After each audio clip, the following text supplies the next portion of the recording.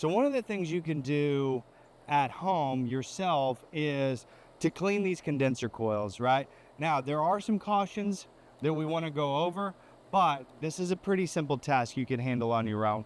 So one of the things we want to make sure before you start cleaning your condenser coil is to be very cautious of the electrical, right? These units have high voltage running to them.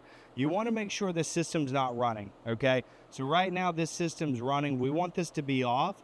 So we're going to go to the thermostat real quick, set the thermostat to the off position, wait until this turns off, and then come back and do our coil cleaning.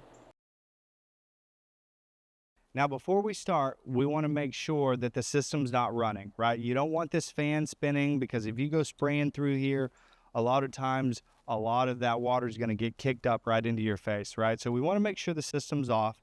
And as we spray this, we want to go through and use downward sweeping motions.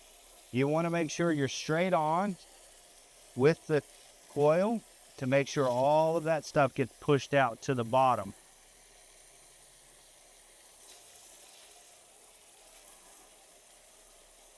So these coil cleanings are recommended to do at least once a year. In fact, Dial 1 performs a coil cleaning with our annual inspection that we do for our Advantage members. All right, guys, thanks for staying tuned in. I hope this video was helpful and educational. Take a look at a lot of our other how-to videos online over some great topics.